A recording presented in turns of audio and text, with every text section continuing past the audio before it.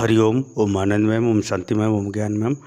आप सभी दर्शकों का हमारे चैनल पर स्वागत है। आज हम लोग यूपी टेट सी टेट के अंतर्गत कुछ महत्वपूर्ण प्रश्नों को हल करेंगे। तो आइए बिना देरी किए इन प्रश्नों को हल करने का हम लोग प्रयास करते हैं। याद रखिए, जब तक अपनी समझ नहीं होगी और अपना प्रयास और अपनी इच्छा नहीं होगी, तब तक आप कर्म को व्यवस्थित रूप से करने में सफल नहीं होंगे।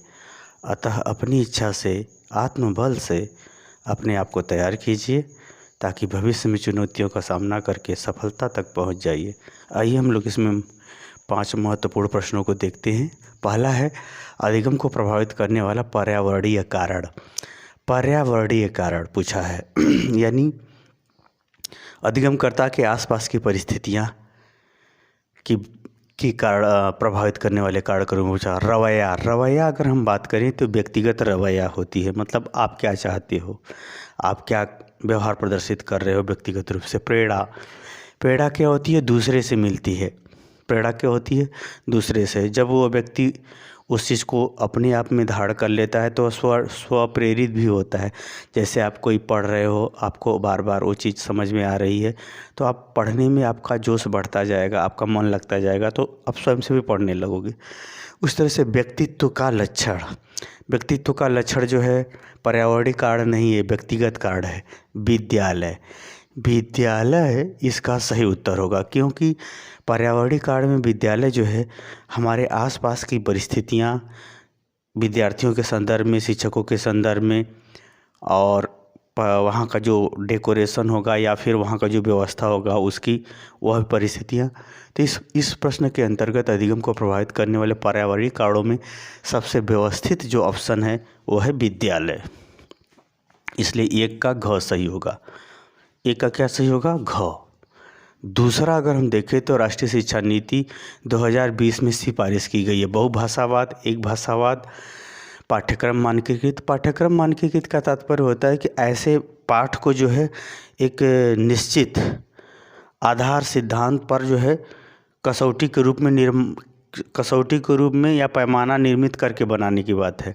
मूल्यांकन में जो होता है, मूल्यांकन की कई प्रक्रिया होती है। कठोर मूल्यांकन, व्यक्तिगत मूल्यांकन, सामान्य मूल्यांकन, विशेष मूल्यांकन, इस तरह से कई। तो इस तरह से अगर हम बात करें राष्ट्रीय शिक्षा नीति में जो सिफारिश की गई थी वह जो है 3 भाषा की, एक मातृभाषा थी, दूसरा जो है राष्ट्रभाषा थी, और तीसरी भाषा जो है ऐसी भाषा जो विश्व स्तर पर यानी काम आए, या अंग्रेजी कह सकते हैं, अंग्रेजी, हिंदी और स्थानीय भाषा, 3 भाषाओं को सिफारिश की गई थी। तो यहाँ एक भाषा लिखा है तो ये नहीं होगा। पाठ्यक्रम मानकीकृत ये भी नहीं कहा गया था। मूल्यांकन की बात उसमें विशेष रूप से कही गई थी, लेकिन इसमें जो है सबसे अच्छी बात जो है बहुभाषावाद है ऑप्शन में। क्यों बहुभाषावाद, यानी 3 भाषा की बात की गई थी। वास्तव में जो राष्ट्रीय शिक्षा नीति की जो सिफारिश करती है वह बहुभाषावाद को, यानी 3 भाषा है, तो इसलिए ये वाला ऑप्शन नहीं होगा।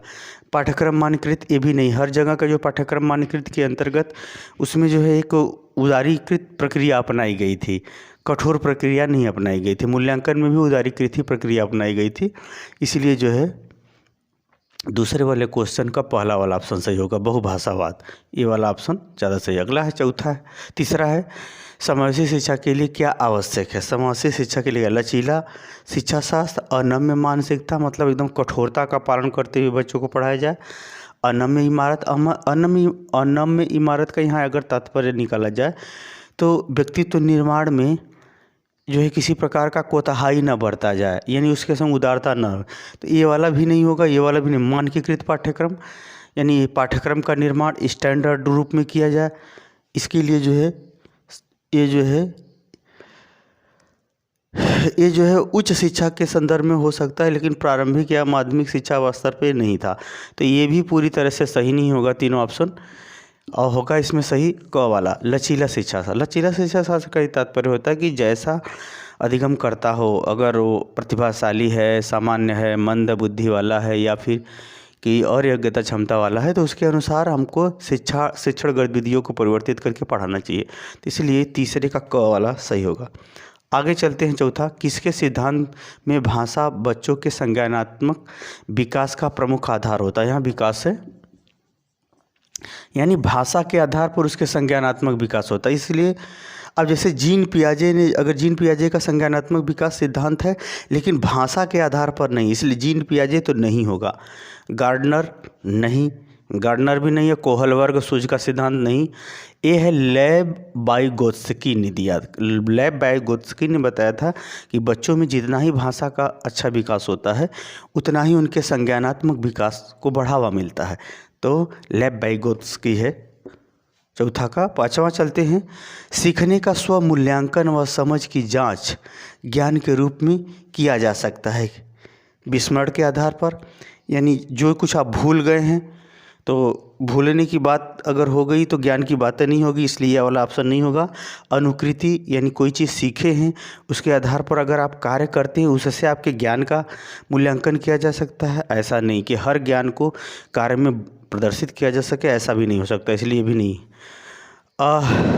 रट कर याद करना, रट कर याद करने का मतलब जो है ये जो है स्वमूल्यांकन और समझ। रटने में समझ की प्रक्रिया कम होती है, इसलिए ये वाला भी ऑप्शन नहीं होगा। अब होगा अधिसंज्ञान, यानी स्वमूल्यांकन और समझ की जांच हम ज्ञान के रूप में क्या कर सकते हैं। अधिसंज्ञान वह उस विषय में कितना जानता है, इसलिए ग वाला ऑप्शन सही होगा। मुझे उम्मीद है कि आप इन पांचों प्रश्नों को समझते हुए हल करते हमारे द्वारा हल किया हुआ आप समझने में सफल हो गए होंगे। समझने में सफल हो गए हैं तो कमेंट बॉक्स में जरूर बताइए। साथ ही मेरे चैनल को लाइक शेयर सब्सक्राइब कीजिए। हरिओम।